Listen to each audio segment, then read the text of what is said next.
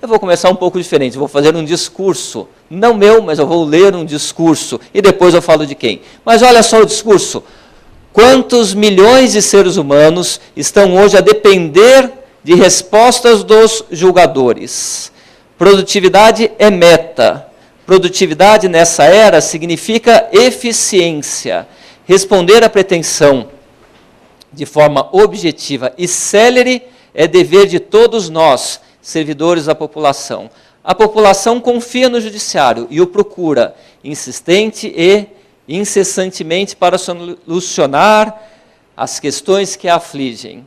Na sequência, fala-se que há necessidade de buscar alternativas do processo convencional, a fim de disseminar a cultura da pacificação, estimular a conciliação, a mediação, a negociação, a arbitragem e outras estratégias têm um componente que supera a meta de atenuar a excessiva e aparentemente invencível carga de trabalho dos juízes, é o aspecto ético superior ao da lei convencional, para oferecer aos interessados o exercício da autonomia da vontade. Um discurso com estímulo à pacificação inclui-se mediação, conciliação e arbitragem. Senhores, esse discurso foi feito há poucos dias na abertura do ano judiciário, pelo atual presidente do Tribunal de Justiça, Dr. Nalini. Então, vejam só, o nosso presidente do Tribunal de Justiça, além de fazer essa referência à busca da população ao judiciário, a tutela judicial no judiciário, ele também, dentro do próprio judiciário, ele também, como chefe do judiciário aqui, sugere e encaminha as partes, encaminha a sociedade a busca de tutela de seus direitos também através da mediação, conciliação e arbitragem. É uma novidade? É um assunto aqui novo? Não. Lembro que eu fui na posse também do ministro Peluso, quando presidente do Supremo Tribunal Federal. Deve fazer o quê? Uns 10 anos? Acho que em torno disso. Ele, não menos, né? Como presidente do tribunal, menos, acho que uns 6 anos. E também no seu discurso de posse, como presidente do Supremo Tribunal Federal, presidente então do órgão máximo do Judiciário Nacional, fez referência à mediação, à conciliação e à arbitragem. Então, dentro do próprio judiciário, e isso que chama a atenção, dentro do próprio judiciário, hoje, nós temos, por eles mesmos, pelos seus líderes, nós temos o indicativo da arbitragem, indicativo de alternativas para a solução de controvérsia, porque o próprio judiciário, que sempre foi a quem se direcionava as pretensões, a quem se buscava para solucionar os litígios, reconhece, do modo geral, a sua ineficiência. Também lembro aqui um outro discurso em que se fala: a justiça é cara, confusa, lenta e ineficiente. Opa, quem falou isso? Será que é alguém contra o judiciário? Não, corregedora, ministra Eliana Calmon, quando assumiu a corregedoria no CNJ.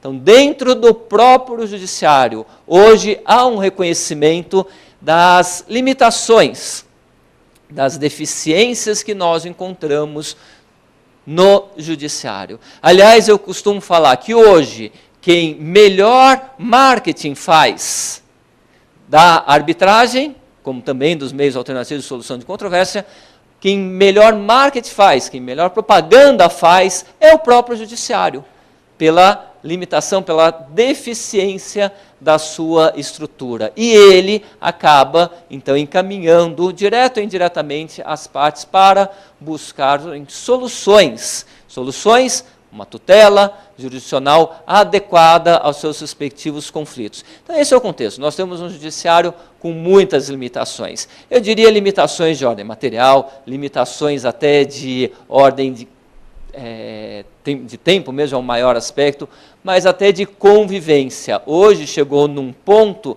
que eu diria aos senhores assim, que em boa parte, tirando exceções, como o desembargador Nalini, que ele é bem acessível, bem aberto, ele vê o judiciário de uma outra forma, mas hoje, infelizmente, nós temos um judiciário hostil.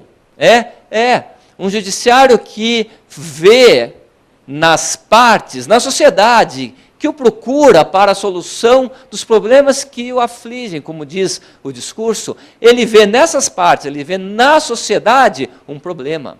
Ele vê na parte que procura a tutela, ele vê uma dor de cabeça para ele, judiciário. Ele não pensa que ele está lá para resolver, para dar aquela tutela, para dar aquela satisfação, aquela atenção, aquele apoio e a jurisdição tão esperada. Não, ele vê a parte, o judiciário vê a parte sempre como um problema para ele resolver. Daí que eu falo que ele é hostil, o judiciário é hostil com as partes, o judiciário é hostil com os advogados, em todo o contexto. Entra com a petição, os senhores devem estar acostumados a atuar, estávamos conversando agora há pouco, o advogado ele vai lá despachar com o juiz olha e fala, poxa, mas o que esse advogado vem aqui me atrapalhar? Como me atrapalhar? O advogado está levando a angústia da parte, está levando um pedido de tutela para a parte. Não, o advogado está incomodando, o advogado é incômodo ao juiz, a parte é um incômodo para o juiz. O processo, então, é um desespero para o juiz.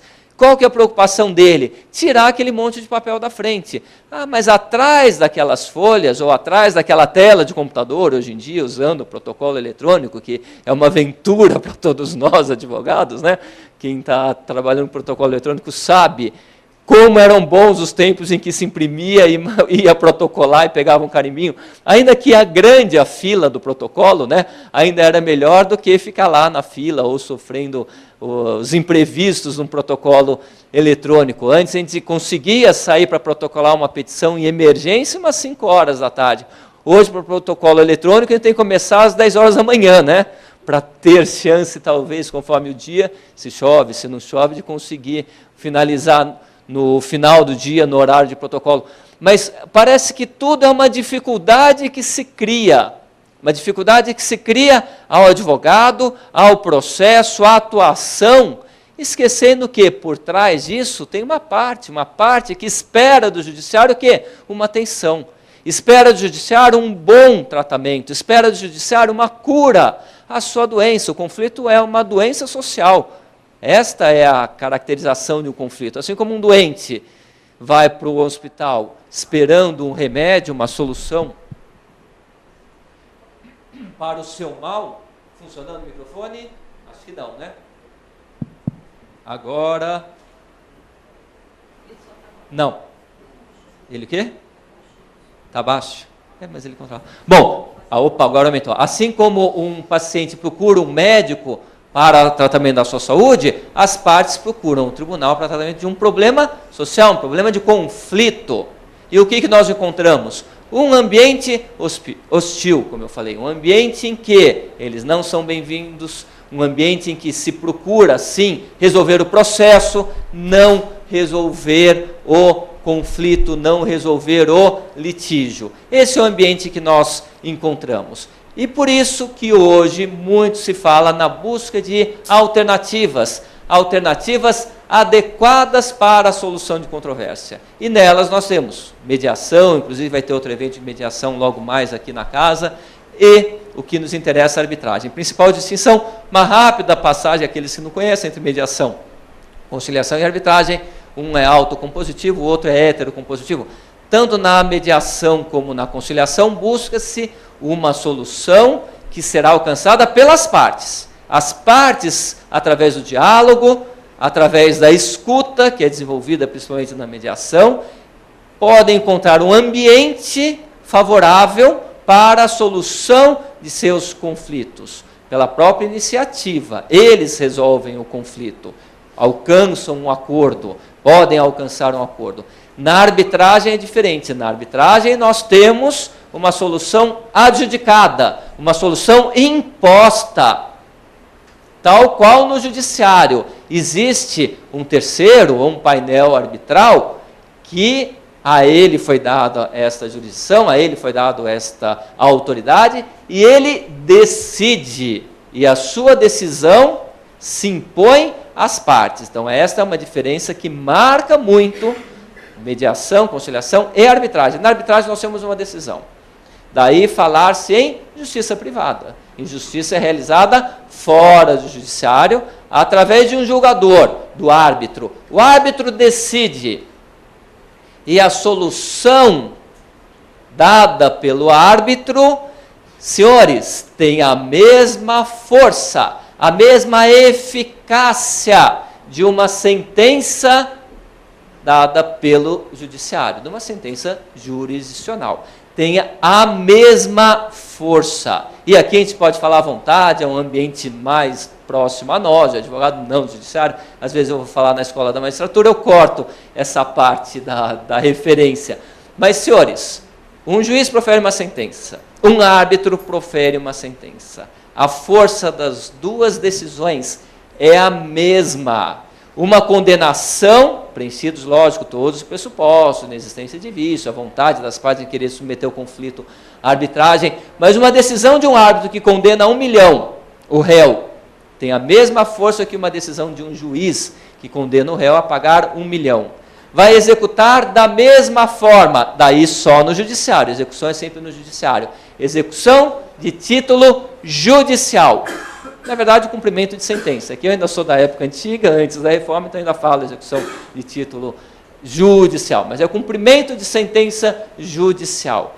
Senhores, uma condenação de um tribunal, por 3 desembargadores, Tribunal de Justiça de São Paulo, condena o réu a pagar 1 milhão, tem a mesma força que uma condenação de um único árbitro, no procedimento arbitral, mandando pagar 1 milhão. Senhores, uma decisão do STJ de 5 ministros, já velhinhos, que condenam a pagar 1 milhão, tem a mesma força de um único árbitro, jovem, que condena o réu a pagar 1 milhão. E mais do que isso, e essa é a parte que incomoda muito alguns membros da magistratura, sequer advogado ele precisa ser. Mesmo, o árbitro não precisa ter formação jurídica. Hoje todos que eu conheço que atuam têm uma formação jurídica direta ou indireta, mas não precisa ter diploma de direito. Ele pode ser um engenheiro. Se as partes escolheram um engenheiro para solucionar um conflito, quem sabe envolvendo a matéria de engenharia, uma questão de obra, de reforma, de vazamento em prédio, quem que é responsável, quem que não é responsável, deram a esse engenheiro uma autoridade que o resultado da decisão dele terá a mesma força de que 5 ministros de um tribunal superior, com uma diferença enorme. Esse árbitro único consegue decidir essa questão em alguns meses, ou ano e pouco, e para chegar a um processo até o Superior Tribunal de Justiça. Aí são anos, muitos anos, 10 anos. Eu tenho aqui alguns exemplos que eu vou comentar com vocês. Então, esta é uma diferença substancial. Mas os senhores precisam entender, então, que a arbitragem, diferente de mediação, na arbitragem nós temos uma solução, nós temos uma decisão que se impõe, tal qual uma sentença ou um acórdão proferido pelo tribunal. A arbitragem é um assunto novo? Não. Mas não é novo? A gente está falando aqui um futuro promissor. Aliás, está tão em evidência esse tema, ele chamou tanto a atenção nos últimos anos que até o Congresso avocou para si os holofotes, porque o Congresso o Senado foi nomear uma comissão de reforma da lei de arbitragem. Felizmente, mexeram quase nada na lei que nós temos hoje, mas foi um holofote que os políticos quiseram diante de um instituto que está em evidência. Mas ele é novo? A arbitragem é nova? Não.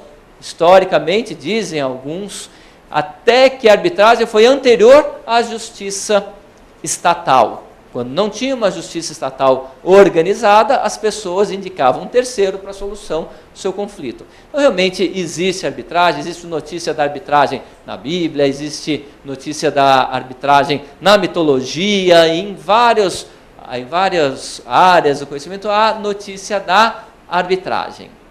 Então, já existia arbitragem no nosso sistema. Historicamente, até nas nossas constituições, há referência à arbitragem. Porém, e aí entra um certo tom de novidade, entre aspas. Nós tivemos uma lei de 96, que mudou completamente, é um marco importante entre nós, a lei de 96 mudou completamente o que se tinha de arbitragem até então. Por dois aspectos importantíssimos. Esta lei veio e criou, sistematizou a arbitragem, o procedimento arbitral, com alterações na legislação antes no Código de Processo Civil, então vigente, com duas modificações substanciais. A primeira delas é exatamente nesse aspecto que eu falei para vocês. A sentença arbitral, proferida por um árbitro único, ou por um colegiado arbitral, que um painel arbitral também profere uma sentença, a sentença arbitral passou a ter a mesma eficácia que uma sentença judicial. Antes de 96, da Lei 9307, antes de 96, a sentença arbitral, para ter eficácia, ela precisaria ser convalidada no judiciário. E aí poderia ter uma série de impugnações um pouco diferentes. Seria similar à homologação de sentença estrangeira que hoje nós temos. Ela precisaria ingressar no nosso ambiente como título executivo com oportunidade de impugnação, de questionamento. Então isso se superou com a lei de 96. Ah, mas e se uma sentença é completamente nula? Bom, nós temos causas, em situações excepcionais, de invalidação de sentença arbitral. Mas é a exceção das exceções, como tem até ação rescisória para invalidação de sentença. Então, situações excepcionais, lógico, que pode provocar o judiciário para uma revisão de uma sentença arbitral diante de uma invalidade, diante de uma nulidade, como uma ação rescisória. Tirando essas situações excepcionais que existem, repito, no próprio judiciário através da ação rescisória, tirando as situações excepcionais, a sentença arbitral, uma vez proferida, ela terá eficácia. Isso a partir de 96. Opa, então ficou bem mais atraente a arbitragem, porque antes eu ia para a arbitragem e voltava para o judiciário. Esse era o menor problema, ir para a arbitragem e voltar para o judiciário. O problema maior que nós tínhamos antes, e que foi adequado com a lei de 96, é em relação a ir para a arbitragem. Por quê? Porque no passado, antes de 96, a vontade das partes de levar um procedimento, um conflito à arbitragem, ela poderia ser revista. Então, se eu colocasse uma cláusula, que seria uma cláusula compromissória, em um contrato, que realizou o contrato, qualquer tipo de contrato de obra, de engenharia, de construção, de franquia, a parte, no momento do conflito, podia se recusar a levar aquele conflito, aquele litígio à arbitragem. O pacto era um pacto em contraendo, considerado um pacto em contraendo, uma promessa de levar o conflito à arbitragem. Não vinculava as partes podiam mudar de ideia. Bastava falar, não quero mais. Não quero mais. Aí resolvia em perdas e danos, ia discutir eventual indenização, porém, ficava no judiciário, com a lei de 96, a cláusula compromissória. Então, aquela cláusula colocada em um contrato, pelo qual as partes resolvem levar o conflito para a arbitragem, passou a ter efeito vinculativo às partes. De tal modo que, se as duas quiserem voltar atrás de comum acordo, pode. Mas se uma delas não quiser, a outra tem o direito de impor a arbitragem. Como? Começa o procedimento arbitral e ponto. Não, mas aqui inicia a arbitragem, terá, com ou sem defesa, terá uma sentença, e esta sentença terá eficácia tal qual uma sentença judicial. Então a parte não pode mais voltar atrás. Então, a cláusula passou a vincular. Ah, opa, agora eu posso colocar uma cláusula de arbitragem no contrato. Sim, porque antes eu tinha dificuldade no começo, não valia nada aquela cláusula, e tinha dificuldade no final, quando consegui uma sentença, então esvaziava o interesse na arbitragem. Pós-96, por conta dessa lei, além de vários outros aspectos positivos da lei, ela deu uma sistematização do Instituto.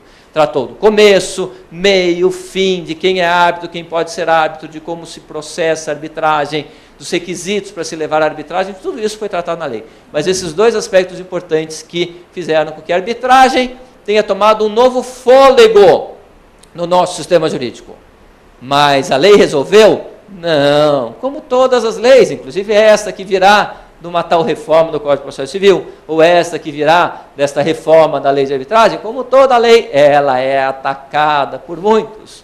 E ela acaba tendo que, obrigatoriamente, passar por um juízo de reconhecimento da sua constitucionalidade no Supremo Tribunal Federal.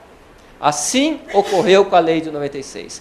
foi levantada a sua inconstitucionalidade. Aliás, exatamente porque, entre aspas, excluía o poder judiciário da tutela jurisdicional. Quando o artigo 5º, lá, um dos seus incisos, fala: ninguém pode ter o seu conflito excluído do poder judiciário. Bom, mas se eu estou levando para arbitragem, eu estou excluindo o judiciário. Então, questionou-se se realmente a cláusula poderia ter efeito vinculativo às partes. E só em 2001 veio a ter um pronunciamento dizendo: não, se as partes quiseram tirar do judiciário lá atrás, elas podem. É aí a primazia da autonomia da vontade. As partes querem tirar do judiciário, elas querem excluir da apreciação pelo judiciário determinado conflito, mas elas terão sim direito a uma jurisdição, a uma tutela jurisdicional, que será exercida pela arbitragem. Por quê? Porque elas quiseram. Na arbitragem se exerce a jurisdição por delegação das partes. E as partes assim desejaram, elas ficam vinculadas. É o efeito vinculante, então, da cláusula. Então, não é que está afastando o judiciário. Eles escolheram tirar da jurisdição estatal, mas será exercida a jurisdição, tal qual no judiciário, mas na arbitragem, através do procedimento arbitral. Com esta posição, e que foi por maioria, não foi por unanimidade, que ainda existiam alguns ministros com reserva à arbitragem, mas foi reconhecida a constitucionalidade da lei de arbitragem, no dia 12 de dezembro de 2001.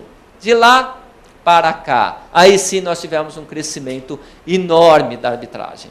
Tivemos sim, não tão talvez grande no começo, mas nós tivemos sim um crescimento bem mais expressivo nos últimos 5 anos. Bem mais expressivo tanto em relação às instituições arbitrais, que nós vamos falar aqui mais ou menos como funciona, como também pela própria divulgação do Instituto. As pessoas começaram a ter acesso à arbitragem. Uma arbitragem que lá no começo, e já existia antes de 96, como eu falei, mas entre 96 e 2001 ficou dormente, mas a partir de 2001 existia muito para grandes negócios, para grandes empresas. A arbitragem internacional, o Brasil sempre esteve muito bem, antes mesmo da lei de 96, o Brasil chega a ocupar o 3º lugar entre empresas brasileiras que provocam uma das maiores instituições, se não a maior instituição arbitral do mundo, que é a CCI em Paris.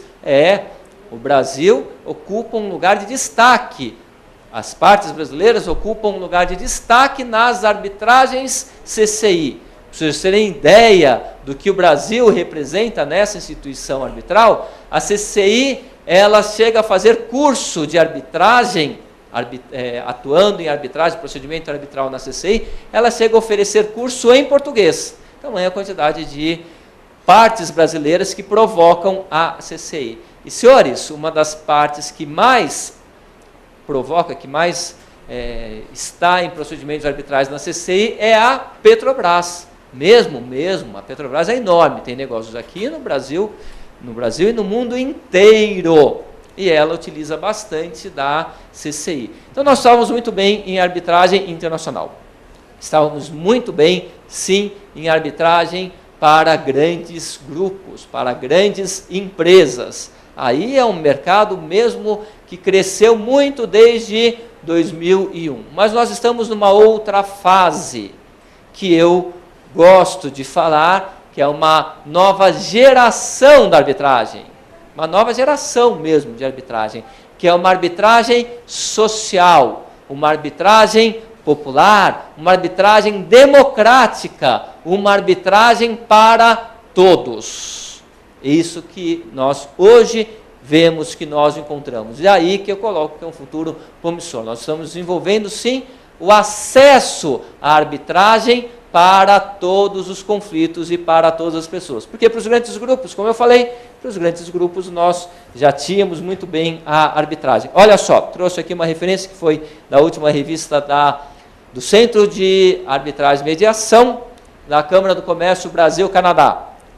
Embora ligada à Câmara do Comércio Brasil-Canadá, lá no CAN, Centro de Arbitragem e Mediação, nós temos arbitragens envolvendo todos os setores, e não só nas relações entre empresas brasileiras e canadenses. Eu diria que lá, hoje, é a instituição que mais movimenta o mercado da arbitragem. Mas olha só, notícia, somente em 2013 foram iniciados 90 procedimentos arbitrais. O senhor fala, poxa, mas é tão pouco assim? É que lá são arbitragens expressivas. E, senhores, 90 procedimentos arbitrais, alta de 40% em relação a 2012, que eles tinham chegado já com recorde em relação a 2011, a 64, salvo engano, procedimentos.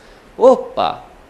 Então, mais do que o número em si, vocês podem falar, poxa, mas isso é pouco, mais do que o número de procedimentos arbitrais, o que eu levanto é o crescimento. O crescimento do número de arbitragens, 40%. Que setor da economia que cresceu 40%? Alguns, talvez telefonia, né, aquele de smartphone, que hoje passou de 50% o número de pessoas que têm smartphone. Tem mais gente com fome do que sem smartphone, não é isso? Passou mais de 50% o número de pessoas que hoje têm smartphone, não que acesso à internet por esses aparelhos, né? Bom, mas um ou outro setor da economia talvez tenha crescido. Senhores, arbitragem 40%, exemplo da CCBC. Isso aconteceu na Fiesp, isso aconteceu na GV, e aqui a notícia, olha só, cujos valores em disputa somam mais de 2 bilhões. Aqui nós estamos falando de uma arbitragem que está muito bem, obrigado, que é arbitragem para grandes empresas, para as empresas com grandes negócios, com conflitos de valores expressivos. Então, cresceu 40%. Então, nós estamos nesse momento de pensar nesta nova fase da arbitragem, de pensar na arbitragem como acesso a todos. Esse eu acho que, sem dúvida alguma, é o futuro. Mas pensamos nisso por quê? Quais são os atrativos, os principais atrativos da arbitragem? O primeiro deles é a celeridade. Sem dúvida alguma, o maior atrativo da arbitragem é um procedimento célere.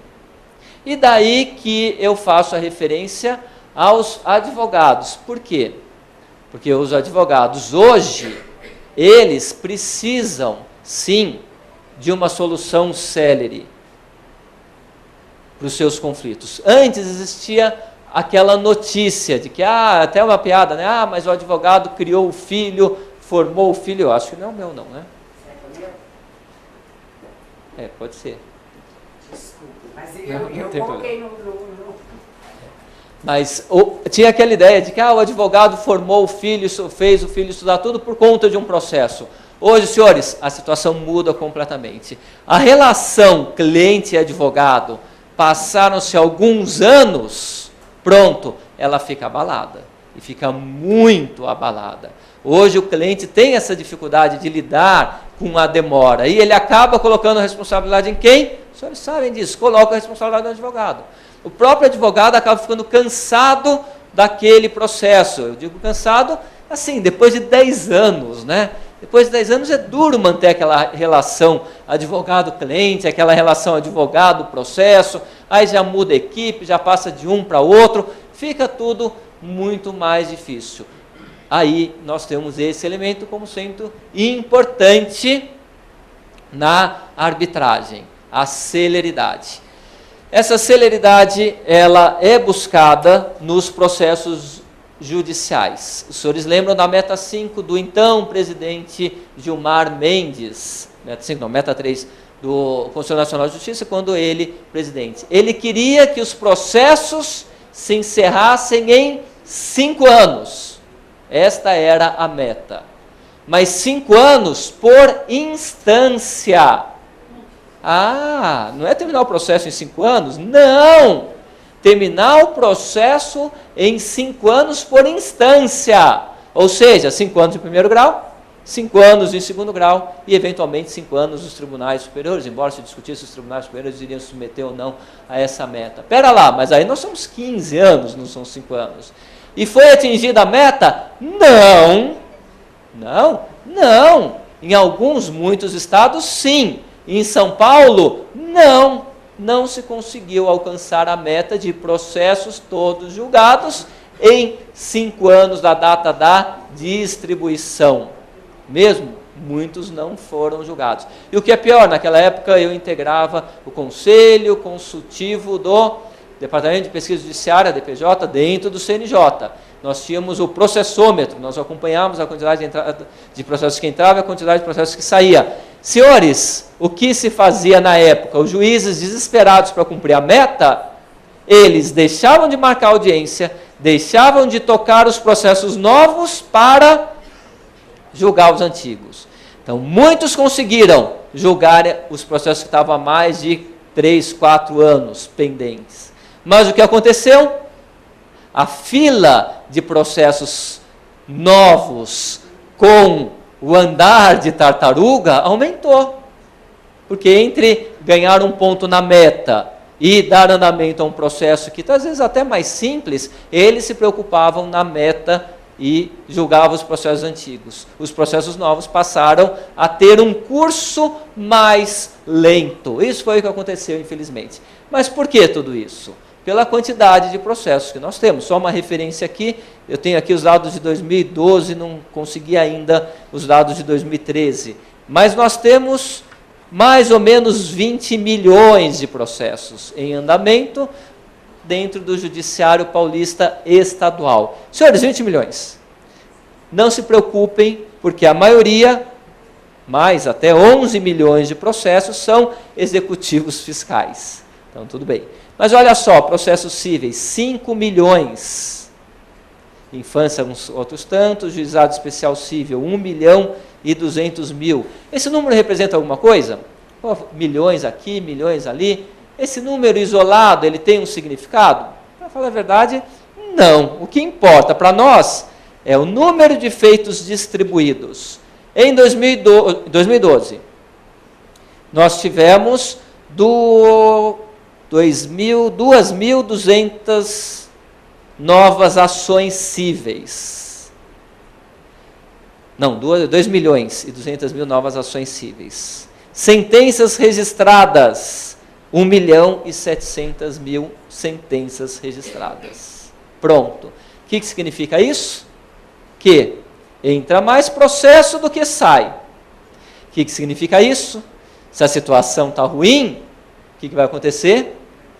Vai piorar. Se entra mais processo do que sai, se eu tenho mais ações distribuídas do que sentenças proferidas, só piora. Porque cresceu o número de juízes? Não, o número de juízes continua o mesmo. Então o que nós temos? Nós temos uma luz no fim do túnel, mas essa luz é um trem que vai atropelar todo mundo que tem processo no judiciário. Eu fiz umas contas aqui, considerando, por exemplo, o juizado especial cível. 1.200.000 processos em curso. Sentenças registradas, 60.000. O quê? 60.000 sentenças registradas. Aqui é no mês. No ano, esse daqui foi no mês. No ano nós temos 690.000 sentenças registradas.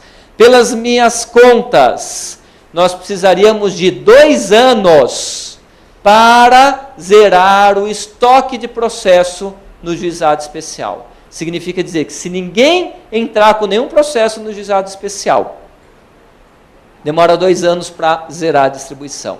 E assim ocorre no juizado cível, 3 anos, execução fiscal, 10 anos. Se não tivesse mais nenhuma execução fiscal, para chegar a 0, nós precisaríamos de 10 anos. E também fiz umas outras contas interessantes, que se em cada processo de execução fiscal, nós temos lá 10 milhões, separa 5 milhões de processos em execução fiscal. 5 milhões. Só, desses a outros 5 milhões, conforme o valor. Execução fiscal cara, deixa pendente. Execução fiscal de valor pequeno, chama, separa e convida o exequente a pagar R$1 e acabar com o processo e jogar tudo aquilo fora. Senhores, seriam 5 milhões de reais. Em vez de R$1, fala para ele pagar R$10. 50 milhões. Em vez de R$10, fala, olha, paga R$100, eu rasgo, jogo fora esse monte de papel que está aqui. Não leio, Não vou ler o processo, não vou ler a execução. Você me dá R$100, eu não leio nada, não sei quem tem razão. Senhores, 500 milhões. Olha o dinheiro que está parado lá. Sem contar com o quê? Sem contar com o custo de um processo, que é altíssimo. Então esse é um dos problemas do judiciário. Quantidade de ações incompatível com a sua estrutura. É totalmente incompatível com a sua estrutura. E isso nós temos que mudar. De qualquer jeito, independente desse aspecto, o judiciário é lento. Eu lembro assim, eu estava com uns 10 anos de formado, veio um tio, olha, eu queria uma consulta porque eu quero lhe passar um processo de indenização contra o Estado, porque eu perdi aí uma ação e eu acho que a responsabilidade é do Estado. Eu falei, pô, mas você perdeu a ação, a responsabilidade tem que ver o que é, você não é do advogado, não, o que aconteceu, mas aí eu falei com esse parente, eu falei, poxa, mas você vem me procurar agora, eu sou formado há mais de 10 anos, agora que deu tudo errado, você vem me procurar? Por que você não me procurou para tocar a ação? Agora que você perdeu lá, você vem me procurar? Falei, né? Não falei nesse tema, mas eu fiquei pensando, poxa, ele tinha que me procurar lá no começo, aquele começo de carreira, que eu queria pegar aquela causa, vencer e tal. Não, ele me procurou quando perdeu tudo, por que ele veio me procurar agora, né? Falei com ele, ele falou, não, sabe o que é, Carrali? É que quando eu comecei esse processo, você não tinha entrado na faculdade ainda. Hoje você tem 10 anos de formado, mas quando eu comecei com esse processo, você não tinha entrado na faculdade. Processo de 15 anos para mais, eu não lembro direito. E qual era o problema dele? Olha o efeito nocivo de uma demora. Ele era construtor, estava construindo um prédio, comprou uma determinada qualidade de piso, de azulejo, não era azulejo, aqueles pisos para sala e para tal, e entregaram de outra qualidade. Daí começou o transtorno na vida dele. Uma loja que era reconhecida, uma loja conceituada aqui em São Paulo. O que ele fez? Veio entrega de material diferente, ele recusou, não entregaram outro, começou o conflito, para terminar a obra ele foi lá e comprou outro material, colocou o material e começou o conflito com aquela vendedora, uma loja conceituada aqui. Primeiro grau, demora, perícia aqui, perícia ali, perícia aqui, vai, vem, uns 8 anos em primeiro grau. Teve a sentença favorável, ganhou lá hoje alguma coisa em torno dos seus 3, 4 milhões, alguma coisa assim. A parte recorreu, a parte contrária recorreu. Nesse meio do caminho, aquela empresa sólida, conceituada, pediu a quebra. Ele ainda não se habilitou, ele não tinha ainda título para se habilitar, que estava pendente recurso, isso, aquilo. Foi uma falência super rápido. Fizeram a liquidação, pagaram um monte de gente e o crédito dele estava esperando para ser reconhecido no tribunal. Quando saiu a decisão do tribunal, naquela época estava demorando uns 4, 5 anos, teve embaixo de declaração, isso, aquilo, e ele falou no tribunal, olha, tem lá a falência. Quando saiu a decisão no tribunal, entraram também com recurso. Quando teve o trânsito em julgado, ele foi lá procurar a empresa para receber, o que aconteceu? Já há uns 5, 6, 7 anos, tinha sido decretada a quebra, e ele sabia, o advogado sabia, tentou o máximo que podia, não conseguiu, tinha sido decretada a quebra, não tinha mais absolutamente nada, tinha feito a liquidação, pagou os créditos preferenciais e o resto, ficou todo mundo sem receber. Efeito nocivo da demora do judiciário. Se ele tivesse uma solução em 1 ano, ele teria boas chances de receber alguma coisa. Certamente iria precipitar a quebra daquela loja, mas ele teria alguma chance maior de receber. Aí a ideia dele de entrar com uma ação contra o Estado, que eu acho que seria o caso típico, sim, de responsabilidade do Estado, responsabilidade civil do Estado, pela má prestação do serviço jurisdicional. Olha o efeito nocivo. Mas esse é até mais suave. Um outro caso que eu tive também, eu peguei o processo em embargos de declaração, com efeitos infringentes, fui contratado para isso. Entrei com embargos de declaração com efeitos infringentes. Lógico, como todos os embargos de declaração com os efeitos infringentes, vem aquela decisão carimbada, né? Tendo em vista a natureza dos embargos de declaração, deixe de conhecer, porque está o inconformismo da parte, isso, aquilo. Digo, mas eu tenho razão. Não conheço porque tem efeito infringente. Ótimo. Negou. Entrei com recurso especial. Embargos infringentes, recurso especial. Veio aquele carimbo. Não admitido recurso especial. Por quê? Porque não cabe recurso especial, porque não houve ofensa, súmula 7, é o padrãozão de todas as decisões do tribunal. Entrei com agravo de instrumento contra despacho negatório de recurso especial.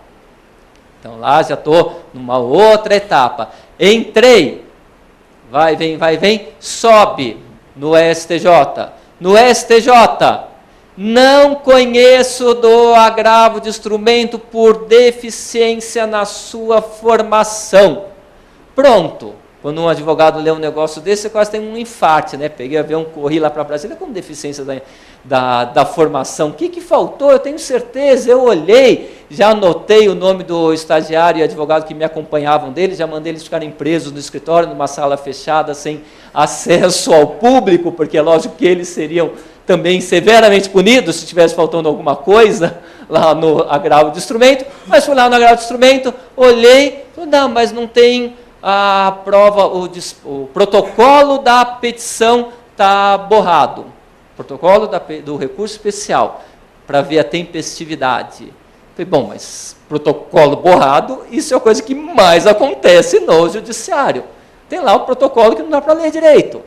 Imagina a Xerox, que na época era a Xerox do tribunal, era obrigatório pagar muito mais caro para ter a Xerox pelo tribunal, autenticada, aquelas coisas chatas todas. Imagina a Xerox pelo tribunal de um protocolo borrado, de um carimbo borrado. Não dava mesmo para ler, mas nós tínhamos juntado lá um elemento, uma certidão que comprovava que estava no prazo. Realmente, aliás, o despacho de manifesto e a parte contrária estava no prazo, enfim, tinha um elemento que eu não lembro qual, que demonstrava que estava no prazo. E depois nós juntamos a certidão de que estava tempestivo o recurso. Isso foi acontecer lá em agravo de instrumento no STJ, já passou o recurso especial aqui, a parte contrária não levantou nada, porque sabia que estava no prazo. Bom, foi lá. Despachar, então, agravo regimental. Estou no 4º recurso. Fui lá despachar agravo regimental com pedido de reconsideração. Olha, doutor, não dá, está aqui e tal. Fui despachar no gabinete e também antes fui atendido pelo assessor. O assessor, doutor, esquece, tem pedido de reconsideração? Esse ministro nunca que ele reconsidera, nunca viu uma reconsideração. Espera, fui lá, despachei com o ministro, expliquei. Aliás, eles são muito mais atenciosos do que alguns juízes em primeiro grau. É mais fácil falar com o ministro do Supremo Tribunal Federal, qualquer um dos senhores, liga, os senhores marcam, do que falar com um juiz aqui no Fórum João Mendes. Lá com o juiz no Fórum João Mendes é um terror. Mas lá os ministros costumam atender. Eles marcam agenda, às vezes demora 15 dias, mas eles costumam atender 9h30 da noite, 6 horas da manhã, cada um tem seu horário, mas atendem. Aqui que é difícil. Aqui você vai despachar no horário de expediente, ele está em audiência. Fora do horário de expediente, ele está em algum lugar que você não tem a mínima ideia onde que seja, mas ele não está no fórum. Ou seja, ou ele está em audiência ou ele não está. Impossível, né, conseguir despachar. Bom, mas fui lá, despachei. Resumo na ópera, quando eu cheguei no escritório, me liga o assessor dele, que eu tinha falado com o assessor, tinha mais proximidade, era assessor de São Paulo e tal. Doutor, quando ele ligou, eu falei, pronto, já sei o que é, né? Porque se ele ligou, era para falar, para dar notícia. Falei, por incrível que pareça, ele reconsiderou. Opa, liguei para o cliente, falei, olha, finalmente uma boa notícia, que é o cliente acompanhando, o seu agravo de instrumento foi conhecido e foi mandado processar o agravo de instrumento. O cliente falou, ganhei! Falei, não!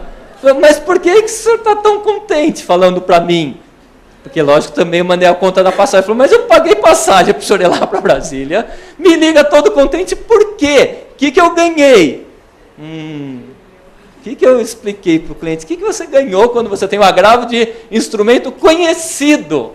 Que é uma vitória. O cliente não entende o que é isso. Bom, foi processado o agravo de instrumento. Depois de um tempo foi julgado o agravo de instrumento. Tive êxito, foi conhecido e provido o agravo de instrumento. Também liguei para o cliente, olha, agora finalmente o agravo de instrumento que lá só tinha sido assim, afastada o seu não conhecimento de pronto, agora ele foi conhecido e provido. O cliente, depois de 3 anos, né? Ufa, finalmente ganhamos? Não. Mas e por que você está tão contente? Porque o recurso especial vai para Brasília.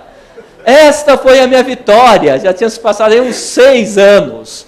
Foi a minha vitória, ter um recurso especial encaminhado para Brasília. Já contei aí 5 recursos até que eu entrei. Bom, foi lá recurso especial julgamento, foi acompanhar julgamento, sustentação oral, isso, aquilo, o ministro aposenta, o outro mudou de turma, pronto. Começou o julgamento, teve o voto do relator, revisor pediu vista, suspendeu tudo, e vai, vem, depois de 2 anos, entra e sai, aí sim, finalmente, depois de muito sufoco, já tinham passado 10 anos nessa história toda, finalmente, recurso especial conhecido e provido. É uma vitória e tanto para advogado. Provido para quê? Meu cliente ganhou a causa? Não. Senhores, provido para anular o acórdão. Demorou 10 anos para ter um acórdão anulado, para que outro fosse proferido, porque eles falaram, não, a matéria que foi levantada em embargos de declaração, o tribunal tinha que se pronunciar. É uma matéria prejudicial à análise da decisão, ele tem que se pronunciar sobre essa matéria, porque essa matéria pode levar a uma inversão no julgamento. Sim, pode e deve levar a uma inversão no julgamento, só que o STJ falou, mas eu não posso suprimir uma instância, isso é uma decisão que tem que ser proferida lá no tribunal, ele tem que analisar essa matéria de direito. Daí o que aconteceu? Finalmente liguei para o cliente para dar a boa notícia de que o processo, o recurso especial tinha conhecido e sido provido. E que deu o cliente? Ligava, não conseguia, liguei para o filho dele. O filho dele falou, faleceu há 2 anos. Então ele não conseguiu ver uma parte do êxito do nosso recurso. Faleceu há 2 anos. O que aconteceu com isso? O que aconteceu com isso é que o cliente, a parte, a sociedade, aquele que procura o judiciário, não viveu o suficiente, porque eu peguei e lembro o processo no tribunal, já tinha lá uns 8, 10 anos, não viveu o suficiente para ver o julgado o seu processo. E aí eu falo dos advogados que eu estava falando no começo. E o advogado? Como que eu fiquei nessa história? Vocês já podem imaginar. Quando eu fui falar dos honorários advocatícios, não, mas pera lá, honorários? Não estou sabendo, ninguém sabia, os meus honorários foram para o caixão junto com o cliente. Fiquei sem receber os honorários. Nem o reembolso de passagem eu tive, porque daí ele faleceu, já estava mal nos últimos 2 anos, uma briga de herdeiros, entre os herdeiros na herança que tinha, esse crédito ele não recebeu, porque voltou para o tribunal, acabaram lá resolvendo com os advogados de uma outra forma, fiquei sem receber. O cliente ficou sem ver o resultado e eu fiquei sem receber os honorários, fiquei sem receber reembolso de despesa, tudo. Essa é a realidade. Lembra que eu falei, mas o advogado agora, ele também tem que se preocupar numa solução séria? Precisa. Falo para os meus alunos de graduação. Advogado bem-sucedido não é um advogado cheio de processo. Não. Um advogado cheio de processo, com aquele arquivo lotado de processo, o que ele tem? Ele tem muito trabalho, mas dinheiro ele não tem. Um advogado bem-sucedido é aquele que tem um arquivo morto cheio, de processos que ele já terminou. Aí sim, ele recebe seus honorários, está muito bem. Enquanto ele tem processo em curso, o processo sai muito caro para o Estado, muito caro para o advogado. Salvo quando a gente tem a sorte de mandar uma cobrança por hora, né? Aí está excelente, mas os clientes estão mais rigorosos com isso. Ele também sente que investir no judiciário, investir na demora de um processo é ruim. Então, a demora também repercute nos ganhos do advogado. Então, esse elemento é importante. Celeridade. Bom, e arbitragem? Vamos falar de arbitragem. Por que a arbitragem é diferente? O que tem de diferente? A lei fala que será julgado em 6 meses. O que a lei coloca prazo? Coloca. Mas o mandado de segurança também tem que ser julgado em 90 dias. Um procedimento sumário também, a ação de alimentos também. A ação de alimentos é super rápida, não é? Quem atua aqui em direito de família? Atua. Mas poucos, né? Aqui eu acho que quem tem buscar arbitragem, até se discute se cabe ou não em algumas questões de família. Mas a lei de alimentos é super célere. O réu é citado com ou sem liminar, a maioria das vezes sim liminar, para uma audiência de tentativa de conciliação, instrução e julgamento. Resolve em 3 meses, não é? Resolve em 3 meses lá em Santo Amaro, não é? Isso. Resolve em 3 meses em Santo Amaro para conseguir o número da distribuição da ação. Agora a eletrônica é um pouco diferente. Antes, para distribuir a ação e ter acesso ao processo autuado numa ação de alimentos, demorava 3 meses. Já tive audiência marcada depois de 1 ano em ação de alimentos. Para julgar a audiência de tentativa de conciliação e instrução de julgamento? Não! Para chegar na audiência, não dá para realizar a instrução aqui, vai precisar prova documental antes e vai embora o processo 3, 4, 5 anos. Então, tem prazo no judiciário? Tem. Qual a diferença do prazo no judiciário e no prazo na arbitragem? Aí eu só vou fazer referência, mas na arbitragem, se não cumpre o prazo, a parte, o advogado, tem direito de provocar o tribunal arbitral. E se ele não decidir no prazo, ela tem direito a entrar com ação de invalidação e acabar com aquele tribunal. Mas tem outra característica mais importante do que a previsão na lei de exigência do prazo. Senhores, o árbitro está lá para atender a parte. O árbitro está lá para fazer um bom serviço. Ele foi escolhido pelas suas qualidades. Ele é escolhido pelos advogados, pelas partes, pelas suas qualidades. Se o árbitro for um árbitro lento, se for um árbitro ineficiente, o que vai acontecer? Notícia ruim, corre rápido. Ninguém mais vai indicar aquele árbitro para os procedimentos arbitrais. Então esse é o elemento mais importante. A pessoa está envolvida, o árbitro ele está envolvido, não só pela sua responsabilidade profissional, mesmo naquele contexto, como também pensando no seu futuro como árbitro. O árbitro, eu costumo falar, daí o sangue árabe que fala mais alto, árbitro tem freguês. Quem que é o freguês do árbitro? São as partes que o indicam. Como o advogado tem o seu freguês, o cliente, ele precisa tratar bem o cliente, senão ele perde o cliente, o mercado competitivo. O árbitro, se ele não tratar bem aqueles procedimentos arbitrais que estão sob sua responsabilidade, o que vai acontecer?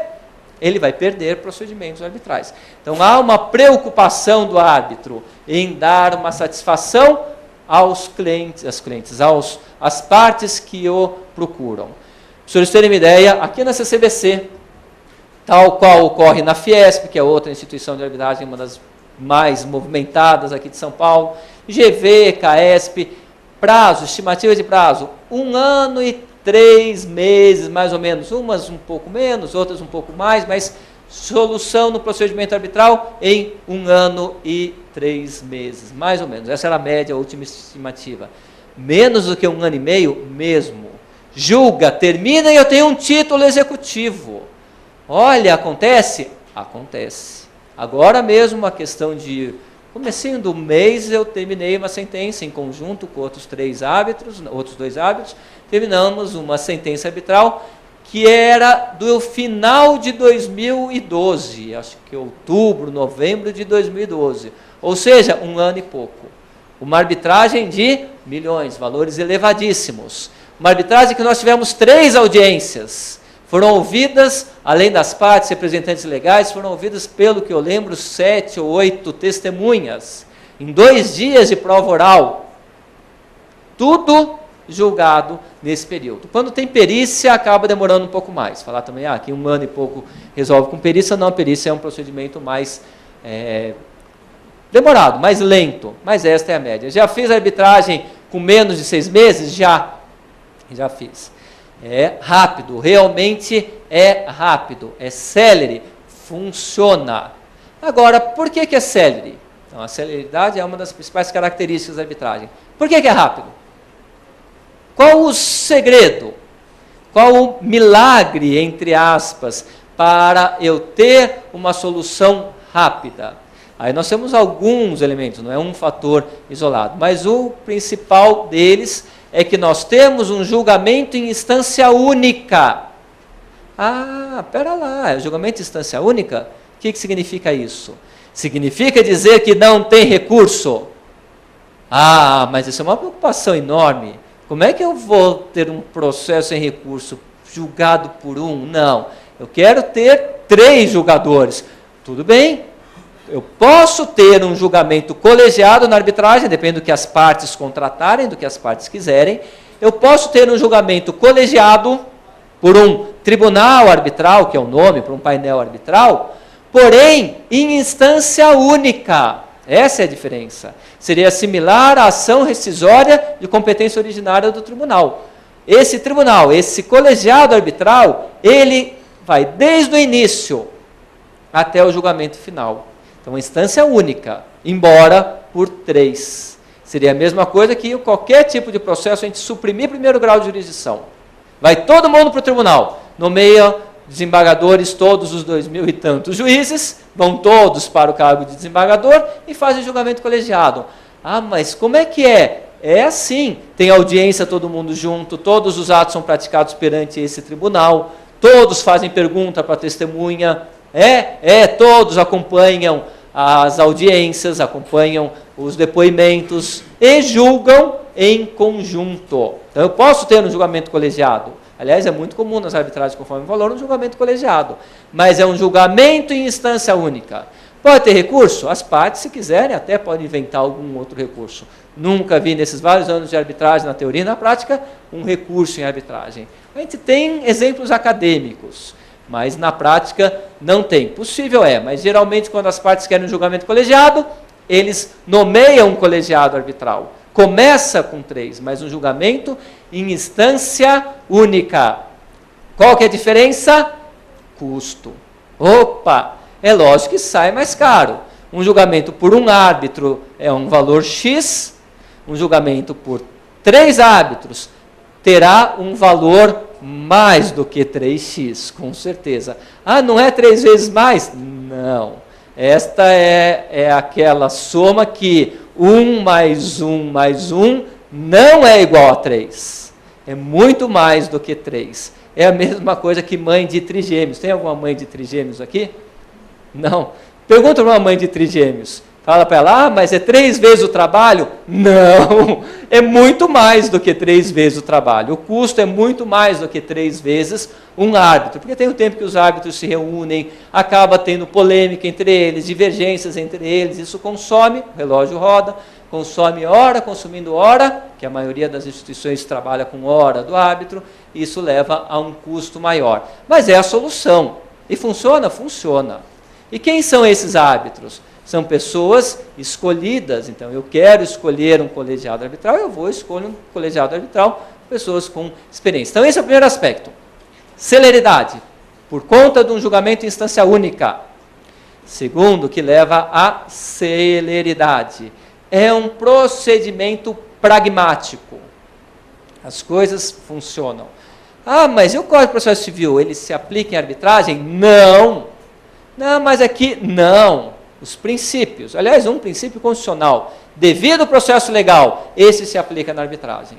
Assim que funciona a arbitragem. Devido ao processo legal. Ah, mas e como é que eu faço? Eu protocolo a petição, o que eu escrevo, eu encaminho para quem? Liga lá para a instituição arbitral, se tiver uma instituição arbitral, pergunta, eles informam. É tudo mais fácil, tudo mais dinâmico, tudo mais pragmático. É muito difícil falar de procedimento arbitral quando eu não tenho aquelas regras do Código de Processo Civil. Então, eu faço uma referência rápida aqui. O processo, como todo processo, tem seu começo, seu meio e seu fim. O importante é que, a gente costuma falar, a arbitragem começa no saneador. Ué, como assim?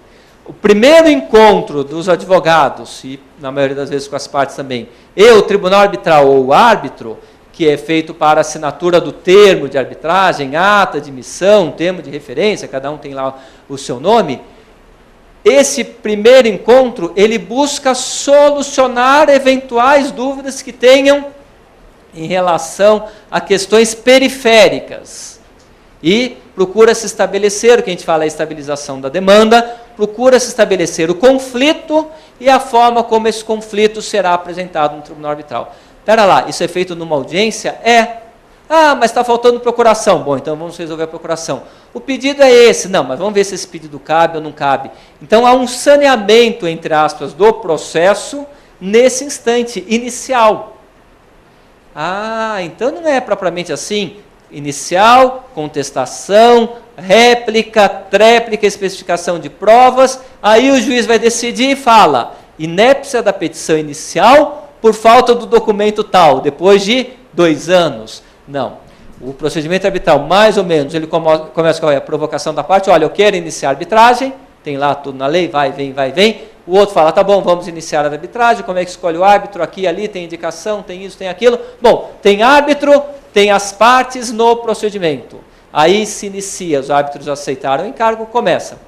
Começa fazendo o quê? Esse termo de arbitragem. Qual é o conflito? Olha, o conflito é a análise do descumprimento da cláusula tal do contrato, e por isso eu quero indenização, além da rescisão do contrato. E a outra parte, o que você quer? Eu não descumpri, quem descumpriu foi ele, que descumpriu a cláusula tal do contrato. Por isso que eu não cumpri a minha, exceto não adimplente de contrato. Então, ele descumpriu primeiro. Então, na verdade, eu também quero a rescisão, mas porque ele foi culpado. E eu quero a rescisão com a multa tal do contrato, e quero que a indenização que ele pediu, então, seja julgada improcedente. Ah, então os dois querem a rescisão do contrato? Queremos. Os dois têm pedido? Tem. Então vamos fazer o seguinte, todo mundo concorda com a rescisão do contrato? Concordamos. Então está rescindido e acabou. Se os dois querem, por que eu vou discutir a rescisão do contrato? Eu vou discutir a responsabilidade. Mas a partir de agora, os senhores estão livres, vão tomar seu rumo, não precisam mais manter um contrato de franquia, não precisam mais manter um contrato de engenharia, de prestação de serviços continuados. Os dois querem rescisão, faz a rescisão. Acabou. Vamos discutir os efeitos desta rescisão. Está ótimo? Ah, está ótimo, que bom, eu desocupo o imóvel, então eu paro de fornecer, vou contratar outro, e vamos tocar o processo pensando nos efeitos de quem deu a causa para o descumprimento do contrato. Ótimo. E a petição inicial? Ainda não está aí a petição inicial. Tem um pedido inicial, lógico, mas a petição inicial, com a formulação e especificação dos pedidos e fundamentos, vem depois. E aí tem uma característica muito interessante, que é a chamada calendarização. Isso torna o processo dinâmico. Esse gerenciamento do processo que se faz na arbitragem é algo assim excepcional, maravilhoso. E aproveito aqui para fazer uma propaganda de um livro que foi objeto de uma tese de doutorado na PUC, que se chama Gerenciamento do Processo. E faço essa propaganda para garantir noites de bom sono dentro do meu quarto, porque o livro é da minha esposa, se eu não fizer propaganda do livro dela, eu acabo ficando na sala por alguns dias. Então se chama Gerenciamento do Processo, que é possível no processo civil também. É o arbitramento dessa situação? Arbitramento? É nessa situação colocada no lar? Ah, no lar. Podia. Eu acho que mediação daí, né? Precisa do mediador para acalmar os ânimos do casal, não é? Mas cabe gerenciamento do processo, sim, no processo civil, só que eles não usam. Reforma do Código de Processo Civil tem essa chamada calendarização que eu falei para vocês. O que é a calendarização? Nós sentamos e resolvemos. Olha, as alegações iniciais das partes, porque os dois estão fazendo pedido, não é ação e reconvenção. Os dois apresentam suas alegações iniciais no dia 16 de março. No dia 30 de março, os dois apresentam a respectiva contestação. No dia 15 de abril, os dois apresentam réplica. No dia 30 de abril, tréplica, já especificando as provas. E como vocês vão querer prova pericial, nós já vamos marcar a prova pericial, porque vocês dois estão concordando que precisa ter uma prova pericial. Então nós já vamos marcar a prova pericial, vocês já apresentem os quesitos e os assistentes técnicos. Eu estou falando isso hoje. Já estou falando hoje, vai ter prova pericial, vocês já apresentem peritos e assistentes técnicos até o dia 30 de abril, maio, sei lá, já perdi as datas. Eu estou falando isso hoje. E ainda vamos marcar que o perito terá que apresentar seu laudo em 15 dias para se manifestar, e a audiência será em... julho tem Copa. Junho e julho tem Copa. Será em agosto. Vamos marcar a audiência para agosto. No dia 9 de agosto será marcada a audiência. Quantas testemunhas? Eu vou trazer umas 3 ou 4. E você? Umas 3 ou 4. Vamos marcar 2 dias de audiência, porque se não der para ouvir todas as testemunhas no mesmo dia, marcamos em 2 dias. Então você fica marcado dia 9 e dia 10 de agosto a audiência, com oitiva de testemunhas. Vocês falam depois quem é a testemunha, mas já sai. Essa é a calendarização. Nem sempre se vai até a designação de audiência, às vezes sim, às vezes não, depende do contexto. Mas os senhores veem, pronto, está aí, os prazos estão aí, serão praticados. Não precisa ficar indo, voltando, protocolo, diga a parte contrária, não, está tudo certinho. Se acontecer alguma coisa, provoca o árbitro. Se não, nós vamos nos encontrar em agosto, no dia da audiência. Tem decisões no meio do caminho, de organização e tudo. É assim que funciona. É assim que funciona. Não fica assim as coisas acontecendo em doses homeopáticas. A gente já calendariza, a gente já organiza, faz a organização do processo. Dependendo do quê? Dependendo do conflito. Então esse gerenciamento do processo significa que, de acordo com cada tipo de conflito, será dada uma solução processual? Nesse conflito, não precisa ter prova pericial. Nesse conflito, vai ser importante uma testemunha técnica. Então, as partes estabelecem. Então, de acordo com o conflito, eu tenho um processo. Como eu tenho processos que as alegações iniciais são apresentadas em 30 dias. A contestação em 30 dias. Lógico, tem processos que contestar em 15 dias é um sufoco, é um terror. Então, tem uns que a gente fala, não, aí nesse caso tem que contestar em 30 dias. As partes resolvem, pronto. Então, eu dou uma atenção ao processo de acordo com o conflito. Flexibilidade de procedimento. Esse é um hino na arbitragem, porque o foco é direito material. Eu quero direito material. Precisa juntar cópia autenticada da cópia autenticada da chapa do pulmão. Os mais antigos lembram que tinha que tirar a chapa do pulmão daqui para lá. Um monte de plaquinha aqui na Praça da Sé, né? Tira a chapa do pulmão. Precisa juntar o documento tal, qual, com original e certidão do cartório, isso, aquilo. Não, as partes geralmente dispensam a juntada dos originais ou cópia autenticada, salvo se houver impugnação quanto à validade e existência do documento. Aí sim, mas eu dispenso tudo isso. E protocolo, carimbo, como é que faz? Eu entro na fila lá de Santo Amaro, pego uma senha para perguntar como é que está o processo, não ainda é eletrônico, para ver a cópia. Senhores, os protocolos são feitos em tantas vias quanto são os árbitros e as partes. O advogado recebe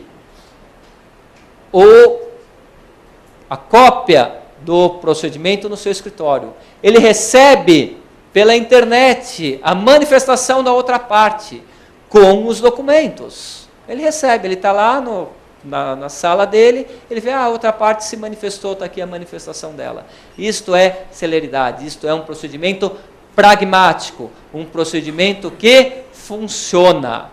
Vai para o árbitro da mesma forma. Aí esses meios modernos que nós temos hoje, como esse daqui, que é uma maravilha, né? É excelente para você localizar as pessoas, quando você quer sábado, domingo, de madrugada e tal. O problema é que, lado negativo, todo mundo te encontra 24 horas por dia. A gente estava também comentando, nós acabamos ficando até refém disso, porque a gente recebe mensagem à noite, sábado, domingo, as pessoas não têm muito controle e manda, eu tenho uma dúvida em relação ao meu processo, eu queria saber isso, aquilo. Quando? Sábado às 7 horas da manhã. E no domingo manda outra mensagem, escuta, o senhor não recebeu o meu e-mail? Encaminhei ontem e ainda não tive a resposta. Isso não acontece com vocês? Bom, mas funciona para algumas coisas. Quantas e quantas vezes eu já não decidi uma outra coisa pelo celular? Junta ou não junta? Aconteceu isso no procedimento? Manda para mim, eu respondo lá por e-mail. Estou viajando, estou lá na Bahia, estou lá num evento em Manaus. Você responde, olha, autoriza a juntada, ou fala para o advogado isso, fala aquilo, e junte-se este e-mail no procedimento. Então ninguém está muito preocupado com a forma, nós estamos preocupados com o conteúdo da manifestação. Nada de preliminar, nada de essas questões periféricas que ficam congestionando o acesso ao mérito da questão. Nós queremos saber o seguinte, houve ou não houve descumprimento da obrigação contratual? Há ou não há o direito à indenização? Nós não estamos preocupados se o carimbo está borrado, se juntou a petição às 5h01 e não às 5 horas, quando o prazo era 5h01, era 5 e não às 5h01. Nós não estamos preocupados se o documento é original ou é cópia, se a outra parte não impugnou. Nós estamos preocupados em verificar quem tem direito, qual a parte que tem direito, qual a matéria que precisa ser objeto de decisão. Isto faz com que o processo seja rápido. O procedimento ele é criado para aquele processo. Não é como o processo civil, que é um procedimento aí arcaico, mas que atende a todos. Eu costumo falar que o processo civil é um manual de adestramento para todo quanto é tipo de animal, né? desde lá um cachorro até eventualmente um papagaio. Tudo é tratado com manual de instrução que está lá no Código de Processo Civil. Na arbitragem, eu vou ter um manual de procedimento de uma arara azul com 7 anos de idade. É um manual próprio para aquela situação. Criado por quem? Pelos advogados e pelos árbitros. Eles vão ver o problema e vão criar a regra procedimental. Daí funciona, daí é rápido, daí é pragmático, daí é eficiente. Bom, para isso o que eu preciso ter? Tempo, disposição. Um árbitro com muita arbitragem, até aqueles que são quase que só árbitros, não como eu. Eu atualmente estou com muita arbitragem, que para mim eu acho bastante número expressivo, são 10 arbitragens. Tem árbitros que só fazem arbitragem mesmo, não tem mais escritório com processo. Eu também sou advogado na arbitragem, também sou advogado em família de sucessões, vocês sabem, também sou professor e tudo. Então, para mim é um número. Mas esses que praticamente só fazem arbitragem, vocês vão olhar, eles têm 15, 20 arbitragens, 20 e poucos procedimentos arbitrais. Pronto. Quanto tem um juiz? Quantos processos tem um juiz no Fórum Central, numa vara civil do Fórum Central? 3.000 processos? 2.000 processos? Consegue olhar cada um daqueles? Não.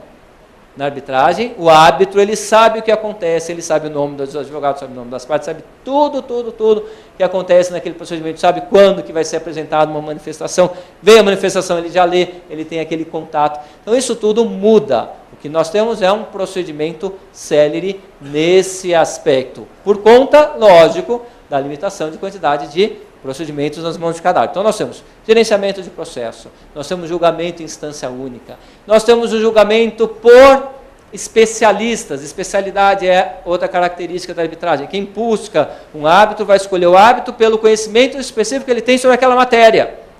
Isso faz com que ele, conhecedor daquele assunto, tenha dinamismo suficiente para tocar o procedimento de uma maneira célere e que tenha, além dessa eficiência, uma qualidade nas suas decisões um pouco diferenciada. O que não acontece no judiciário? No judiciário, nós temos o quê? O juiz conhece pouco de muito. Imagina, um juiz em primeiro grau no interior, é um leque enorme de matérias que ele decide. E até no tribunal também, aqui é cível, bom, mas olha o tamanho de cível. Na arbitragem, nós temos o árbitro, muito conhecedor de pouco. É um árbitro conhecedor de arbitragem, que é importante ter alguém que conhece, como presidente no tribunal, é um árbitro que conhece, por exemplo, franquia, é um árbitro que conhece engenharia, porque trabalha com obras, com contratos de construção civil, árbitro que conhece o setor energético, é um árbitro que conhece direito societário. Então, nós temos a especialização de árbitros. Alguns que conhecem mais a fundo todo o direito civil, mas eles são pessoas reconhecidas por ser dedicado quando apresentam um determinado assunto. Então, nós escolhemos os árbitros de acordo com sua feição. Bom, essa é outra característica. Ainda como característica, vou acelerar um pouquinho para falar mais depois dos interesses gerais dessa nova fase da arbitragem. O que nós temos? O cumprimento espontâneo das decisões arbitrais. É muito comum, no ambiente arbitral, as decisões serem cumpridas. No judiciário, antes não era. Mudou a lei, colocou o 475J, multa, melhorou um pouquinho. Mas ainda é mais comum a pessoa esperar o processo de execução, cumprimento de sentença, vamos ver o que vai dar. É tão demorado, as pessoas vão tocando. Na arbitragem, não. Geralmente, as pessoas, uma vez estabelecida uma condenação num procedimento arbitral, é muito comum as pessoas cumprirem, se querem ir ao judiciário. Por quê? Primeiro, tem impacto no ambiente. Duas empresas que estão acostumadas a comercializar, estão num mercado restrito. Se uma delas descumpre uma decisão arbitral, fica mal na fita para novos contratos, com certeza. Em arbitragem internacional, então, isso é muito evidente. Quando sabe que uma empresa descumpriu uma decisão arbitral, todo mundo comenta e fala, bom, mas então eu não vou contratar aquela empresa.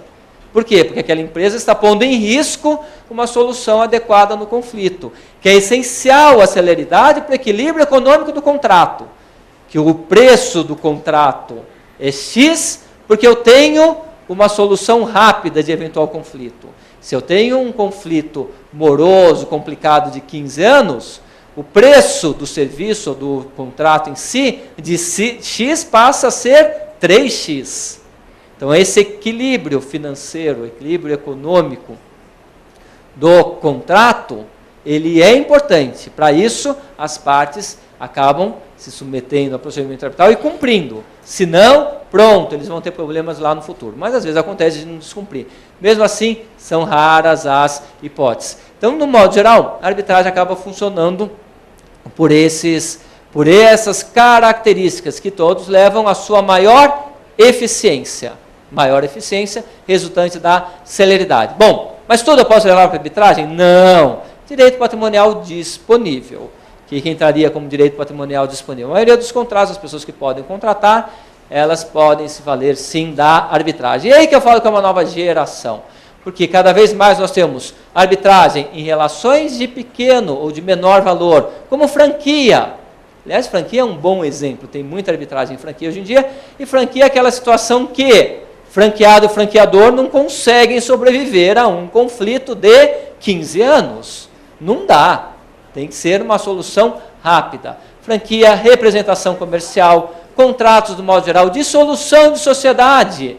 Os senhores acham que um pedido de apuração de haveres, exclusão parcial de um sócio, sobrevive a um processo de 15 anos? A empresa sobrevive? Dificilmente. Então, uma solução parcial de sociedade, apuração de haveres, num procedimento arbitral, é muito melhor. Mas o que é isso? Outra característica da arbitragem: sigilo, confidencialidade. Aquilo que acontece em Las Vegas, morre em Las Vegas. Não é isso? O que acontece na arbitragem, fica na arbitragem. Isso é muito importante dentro de um setor de empresas, dentro do direito societário, porque algumas peculiaridades daquela relação entre sócios ou entre uma empresa e outra não se quer que seja divulgado. Divulgado para quem? Para o consumidor? Não é só para o consumidor. Divulgado para o mercado investidor, para o mercado contratante daquelas empresas, entre brigas de grande, tudo que eles querem é que a briga fique entre eles. Que isso não tenha um impacto, que não respingue no mercado. Inclusive aqueles que têm ações em bolsa, aí é uma preocupação do conflito aparecer. Na arbitragem, por opção das partes, confidencialidade. Num processo judicial, tudo é escancarado, né?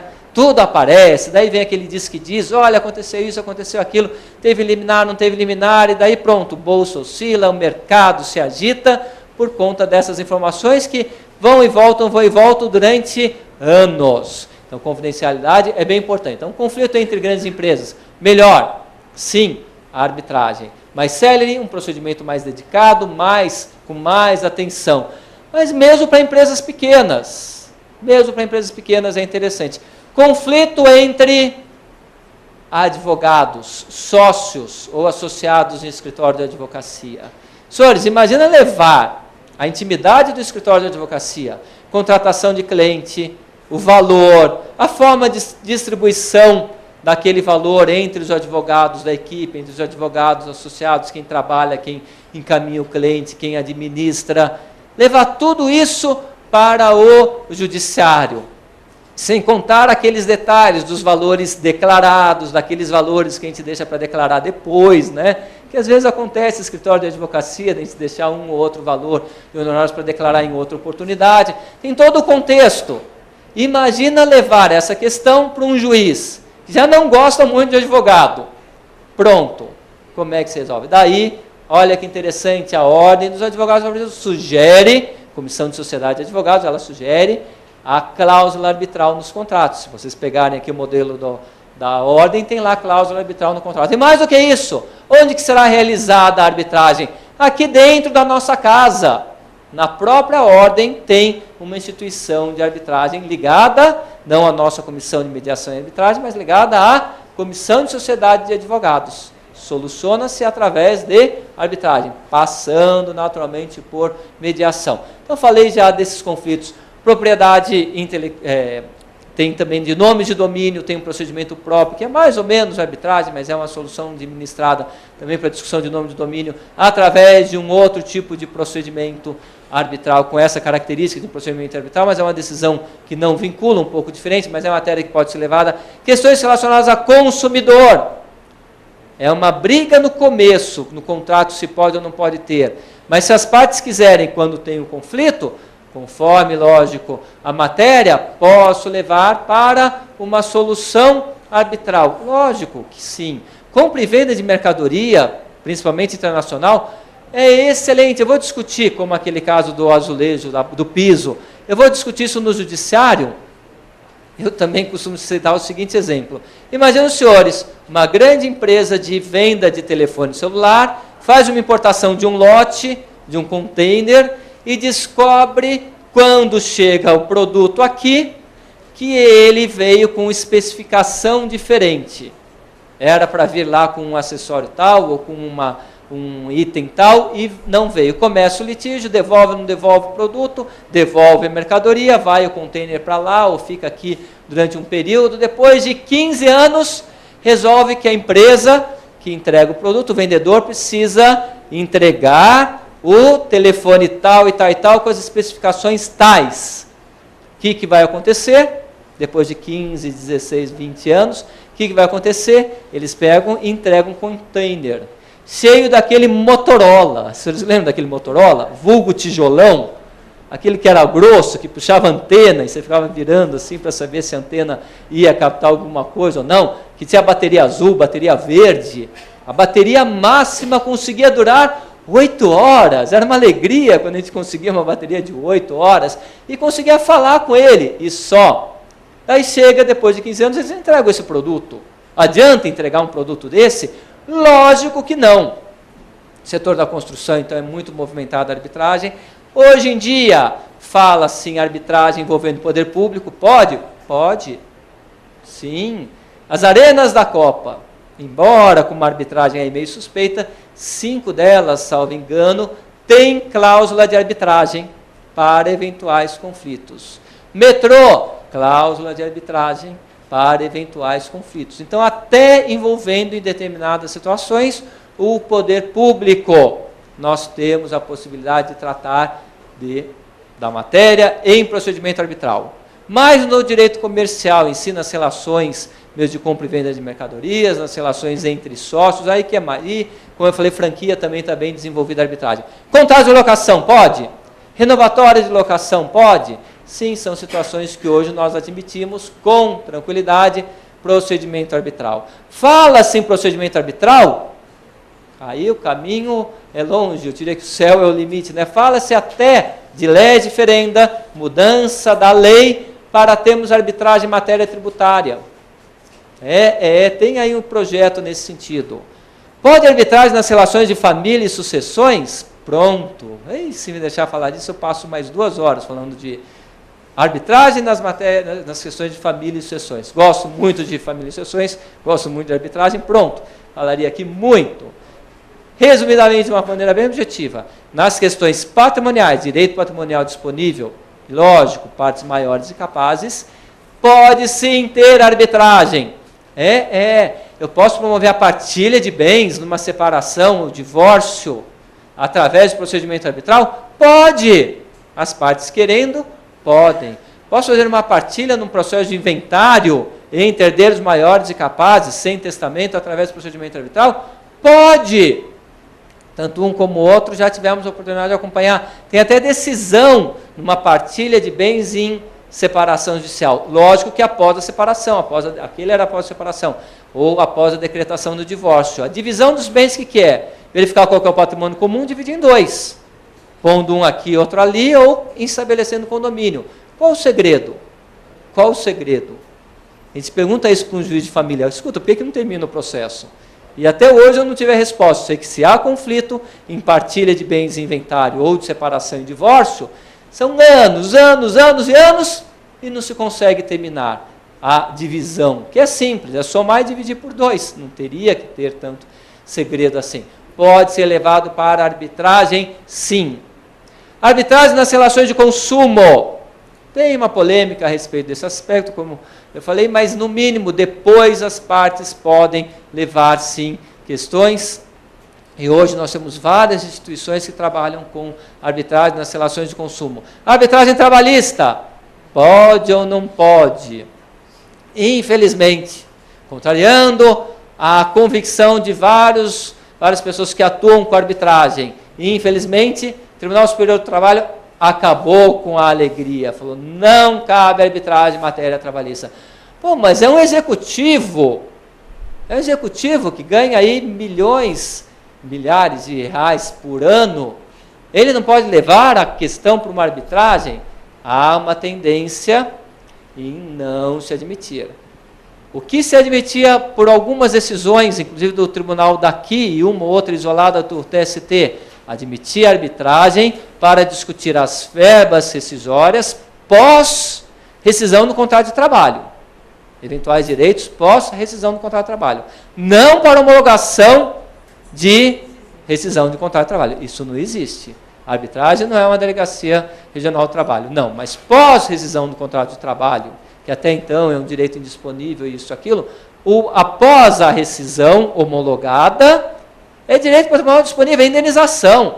É descobrir quanto um está devendo para o outro, se está devendo para o outro, em função de horas extras, em função de uma série de equiparação salarial, de tudo. É de caráter indenizatório. Infelizmente, não foi admitido independente do salário, que uma das propostas era colocar acima de determinado valor de salário mínimo e tudo. Não pode na matéria trabalhista.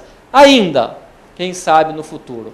Então nós temos um leque enorme. Nós podemos pensar em arbitragem na maioria das situações que nós temos no judiciário. Direito patrimonial disponível, partes maiores e capazes. Esses são os requisitos. Falta o que, então? O que falta para a arbitragem? Falta a cultura. Falta desenvolver ou difundir, então, o instituto. Difundir em que ambiente? Em ambiente como esse. Difundir nas faculdades. Sou formado pela PUC, sou filho da PUC, me orgulho disso, tenho toda a minha carreira acadêmica lá, mestrado, doutorado, dou aula lá na graduação, na pós-graduação. Mas quando eu me formei na PUC, já tem mais de 5 anos isso, quando eu me formei na PUC, não tinha matéria de arbitragem. Não tinha. Não tinha matéria de arbitragem. Eu saí da PUC treinado para o processo, treinado para o litígio, treinado para ganhar minha primeira causa. Nossa, veio meu primeiro processo, falei, eu vou fazer de tudo para ganhar a causa. Isso que eu fui treinado na PUC. Não tinha arbitragem. Agora é totalmente diferente. Agora eu pergunto para o cliente, você quer uma solução ao seu conflito ou você quer um processo? Porque é incompatível? Muitas vezes a solução do conflito briga com o processo. São coisas diferentes. Se o cliente falar, não, eu quero resolver meu problema. Eu quero resolver meu problema. Bom, se você quer resolver o problema, vamos buscar alternativas adequadas para a solução do conflito. Se você quer processo, tá bom, a gente entra lá com uma petição inicial, protocola, eu sei quando começa, dou o pontapé inicial, não tenho a mínima ideia quando vai terminar. E pior, como vai terminar? É isso que você quer? Bom, então a gente protocola, é a coisa mais fácil que tem. Protocola lá uma petição inicial, protocola uma defesa com ou sem razão e pronto. Agora, se a pessoa quer resolver o conflito, nós temos que orientar. E quem faz essa orientação? É o advogado. É o advogado que está lá, o primeiro a ter acesso com o cliente. O cliente tem um conflito, o primeiro a quem se leva ao conflito, quem que é? O advogado. O advogado que está lá para atender a expectativa da parte. Daí cabe ao advogado esta orientação. E eu saí lá da faculdade pronto para quê? Para ser vitorioso, para ganhar a causa perante o judiciário. Era isso que eu queria. Hoje muda completamente de figura. Hoje, como eu falei, a gente faz essa pergunta, se quer processo ou quer solução? Então nós temos que mudar a cultura de todos os profissionais atuantes no direito, a cultura dos jovens. Aí o nosso esforço em colocar na cabeça dos jovens que as soluções adequadas, as soluções outras fora do judiciário, por vezes têm melhor performance, na distribuição da justiça em favor do cliente. Por isso que a questão de uns 6 anos, 8 anos, eu comecei a oferecer no pós-graduação da PUC a matéria de mediação e arbitragem, que até então não tinha. Senhores, falei que eu sou formado há mais de 5 anos e que não tinha arbitragem, porque a arbitragem na PUC, como disciplina optativa, nós começamos a oferecer, eu que sou titular da cadeira, comecei a oferecer há 3 anos, mais ou menos, em 2011, que foi a primeira turma que nós tivemos. Eu comecei a dar aula no pós, eu estava muito mais ligado ao pós, em arbitragem, e depois falei, opa, pera lá, não tem a matéria, não tem a disciplina na graduação. Então o aluno sai de uma faculdade tendo uma aula em processo civil sobre arbitragem, que isso era a rotina. Ele não conhece alternativas para a solução de conflito. Ele não conhece, então nós começamos a oferecer como matéria optativa. São Francisco também é recente, Mackenzie já é matéria obrigatória há um pouco mais de tempo, FMU também, o INOV. Agora as faculdades estão colocando lá no aprendizado, dentro então do curso, a matéria, meios alternativos de solução de conflito. Então o primeiro aspecto é o cultural, tirar aquela cultura do litígio. Tirar a cultura do litígio e pensar na cultura da pacificação, como está aqui no discurso. Por que pacificação? Porque, senhores, a forma como é conduzida uma arbitragem, a gente costuma falar que a arbitragem é de cavalheiros. Os advogados que atuam na arbitragem também são preparados de outra maneira para conduzir tudo na solução da controvérsia. Então, é uma pacificação nesse sentido. A pessoa ela sai vencida, mas ela sai confiante de que a sua tese jurídica foi apreciada devidamente. Então, é uma maneira de se distribuir a justiça muito melhor dentro da arbitragem. Então, é a questão de cultura. Até porque, quantos advogados nós temos em São Paulo? Vocês sabem quantos advogados nós temos em São Paulo? Uns 300 mil, mais ou menos. Não é isso? Quantos advogados tem aqui? 400 OAB, né? Então, na atividade, nós devemos ter uns 300 mil. Senhores, no estado de São Paulo, essa é a quantidade de advogados. Quantos? Nós temos o quê? Uns 40 milhões de habitantes, mais ou menos, não é? No Japão, os senhores sabem quantos advogados tem lá? 25 mil, era a estimativa de uns 4 anos atrás, 25 mil advogados em todo o Japão, todo o país, que tem um número maior de japonês do que de pessoas que moram em São Paulo. É lógico, tem lá uns 100 e tantos milhões. Olha a diferença, aqui tem 10 vezes mais o número de advogado. O que a gente vai fazer com esse monte de advogado? Eu falo lá para os meus alunos, a gente precisa dar ocupação para essa força de trabalho que está aí. Ocupação o quê? Congestionando o judiciário? Não, daí não vai para frente. Nós temos que encontrar soluções para resolver conflitos. Com esse número de advogados, nós temos que encontrar soluções adequadas para resolver conflitos. Dentre elas, mediação, conciliação e arbitragem. Onde que o advogado aparece na arbitragem? Aparece como advogando na defesa dos interesses das partes, sim. Ele aparece como árbitro, na maioria dos arbitraristas famosos, reconhecidos, eles são advogados também, advogados, muitos deles militantes, têm experiência, advogados com 30 anos de advocacia, então essa experiência é muito importante mesmo. Então eles atuam também como árbitro, ou eles atuam na mediação, atuam na conciliação, atuam na orientação do contrato. Senhores, um contrato com cláusula de arbitragem tem enorme perspectiva de, diante de eventual conflito, o conflito ser resolvido amistosamente, porque não tem aquela marca do judiciário moroso. Isso não é um instrumento utilizado para um devedor inadimplente aí, rotineiro. Ele sabe que se tiver que levar a sua posição à arbitragem, se sua posição for vulnerável, ele vai perder e vai perder rápido. Vai perder e vai perder rápido. Então, ele tenta acomodar a situação. Então, só de ter a cláusula de arbitragem é um elemento a mais para uma solução da controvérsia. Paralelo a tudo isso, então, como advogado, como árbitro, como orientação num contrato, como um consultor na forma de solucionar, de encaminhar aquele conflito, nós temos outras espécies, outras maneiras de se solucionar a controvérsia, são as outras alternativas. Nós temos o chamado dispute board, dentro desse contexto de arbitragem e mediação. O Dispute Board é mais ligado à arbitragem, que é formado um comitê de solução de conflito em obras de longa duração. Exemplo, metrô. Nós tivemos um Dispute Board no metrô e um comitê que era formado por pessoas da área jurídica e da área de engenharia, que acompanharam a obra, acompanharam a execução do contrato. E eventual conflito que surgisse, aquele conflito que poderia acontecer na execução, já provocava o Dispute Board, já provocava esse board, que imediatamente reagia, ele acompanhava a execução do contrato, as etapas todas. Aí é uma solução quase que imediata, pensando no quê? Em manter a obra em curso, porque eventual conflito para tudo, em detrimento de todos. Então nós temos Dispute Board, é bem interessante. A diferença de um Dispute Board, rapidamente, para uma solução arbitral, é que o Dispute Board não tem uma decisão vinculante, ele não vincula. Pode a parte levar para a arbitragem, geralmente, ou até para o judiciário, depende do que eles contratarem. Só que a solução do board é imediata. Então, o que aquele comitê resolver é o que vale naquele instante, como um elemento indispensável para a saúde da obra. A obra continua. A obra vai ter começo, meio e fim. Eventuais conflitos serão resolvidos imediatamente por um comitê.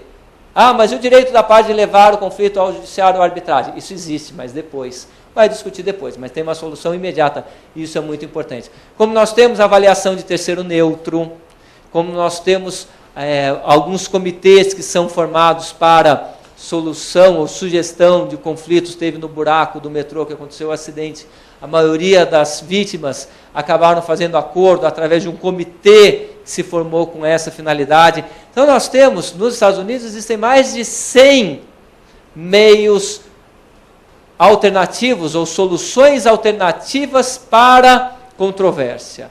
Aqui no Brasil a gente trabalha com mediação, conciliação, arbitragem, às vezes negociação, conforme se entende o que é de negociação, que tem divergência.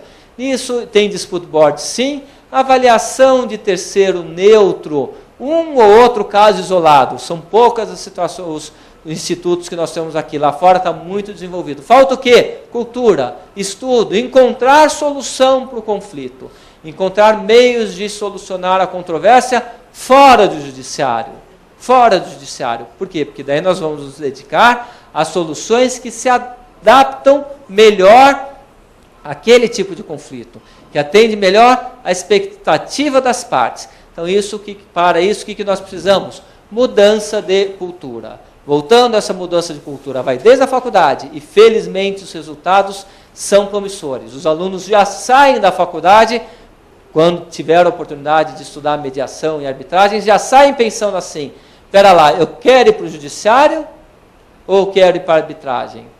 Eu quero ir para a arbitragem. Quando o cliente procura, ele já fala, isso é tarefa do advogado, dar a solução, a melhor solução. E eu digo para os senhores, quem for para um procedimento arbitral, quem tiver essa experiência, vai querer distância do judiciário, em todos os aspectos, como advogado e como árbitro. Nós temos uma dificuldade enorme lá no escritório, porque o estagiário que passa pela minha equipe de arbitragem, ele tem trauma de judiciário. Falar para ele que ele vai ter que ir no fórum de Santo Amaro, protocolar uma petição ou ver um processo, ele pede demissão. Ele fala, não dá, não quero, prefiro ficar estudando 6 meses e procurar uma outra colocação no escritório que trabalha com arbitragem. Advogado é a mesma coisa. Os advogados, quando começam a trabalhar com arbitragem, fogem. É difícil é um detalhe delicado para gestor de escritório, porque quem conhece arbitragem nunca mais quer bater as portas do judiciário. Faz parte, lógico, ainda é um começo, mas esta é a realidade. É um outro mundo. É um mundo que funciona. É um mundo que as coisas acontecem, pelo menos na média. Qual que é a nossa preocupação? E para encerrar, a nossa preocupação é não se deixar, por conta desses atrativos, não se deixar envolver com aqueles oportunistas de plantão. Aqueles oportunistas de plantão que querem utilizar aí desse momento ímpar da arbitragem. Alguns colocam que são os anos de ouro da arbitragem para ter vantagem, tanto em instituições inidôneas, como com árbitros inidôneos, como com cláusulas viciadas, defeituosas. Então, esta é a nossa preocupação, combater o lado ruim da arbitragem através dos seus oportunistas. Ah, mas isso acontece na arbitragem? Lógico que acontece na arbitragem. O que nós não podemos confundir é a vantagem do instituto com o mau uso do instituto. É a mesma coisa que fundação. As fundações movimentam a economia. Tem muitos recursos ligados às fundações. Elas têm uma atividade social intensa em vários setores, crianças, pessoas doentes, idosos, muita atividade, sim, no terceiro setor, através de fundação. Mas, infelizmente, os senhores sabem que fundações foram utilizadas para receber verbas públicas. E o que a fundação tem? A fundação tem um carro e um motorista. Ué, mas e esse carro e um motorista faz o quê? Serve alimentação para pessoas carentes? Não! É o carro que atende a esposa do deputado tal, ou a amante do senador tal. Mas isso é fundação? Então vou acabar com a fundação pelo mau uso do instituto? Não. Assim como até em fundações nós temos ela utilizada de maneira ilícita e inadequada, nós podemos potencialmente ter o mau uso da arbitragem. Vamos combater a ordem dos advogados aqui, Conselho Federal, qualquer das seccionais, luta para a melhor arbitragem, combate instituições inidôneas. Essa é a preocupação. Oportunistas de plantão, como eu falei. E por quê? Porque nós estamos no momento que a arbitragem chama os holofotes de mídia, os holofotes da comunidade jurídica como um todo. Daí pode chamar os interesseiros. Enfim, o que eu quero falar para vocês é que nós temos sim um futuro. Aqui eu fiz uma referência que vocês vão falar, mas de 60 para 90, olha a quantidade de pessoas que tem aqui. Como que eu vou pensar então em atuar numa arbitragem lá? Não, eu fiz essa referência para mostrar o crescimento, 40%. Mas nós temos, como eu falei, a arbitragem popular. Eu fui esses dias para Joinville, e lá em Brusque, salvo engano, acho que era Brusque, eles têm instituições arbitrais, eles têm pelo menos uma instituição que a pessoa veio falar comigo. Senhores, em uma instituição arbitral, eles estavam com 3.000 procedimentos, mudando toda a estrutura, porque falou que lá na cidade todo mundo conhece e adora arbitragem. Porque, entre aspas, quase que está falido o judiciário por falta de freguês, por falta de pessoas que procuram. Eu falei, não, lá todo mundo, é cultural, isso que eu falei do aspecto cultural. Todo mundo conhece a arbitragem, todo mundo gosta da arbitragem, todo mundo conhece os árbitros, todo mundo conhece os advogados que trabalham na arbitragem e funciona muito bem numa cidade por conta da cultura. Curiosamente, o judiciário lá não é lento, o judiciário lá é rápido. Aliás, problema de judiciário moroso é São Paulo. Quando a gente sai do Brasil e eu viajo os 4 cantos desse nosso país, quando eu falo que uma sentença em primeiro grau demora 4, 5 anos, eles falam, não, isso não existe. Como um recurso de apelação demora mais de 3, 4 anos? Atuo em Brasília. Eu já tive processo em Brasília, julgado com trânsito em julgado, primeiro grau, audiência tribunal, em 1 ano e meio. Então eu falo, o quê? 1 ano e meio de julgamento de apelação. Teve audiência, instrução de julgamento, sentença, foi para o tribunal, em 8 meses o tribunal julgou uma apelação. O quê?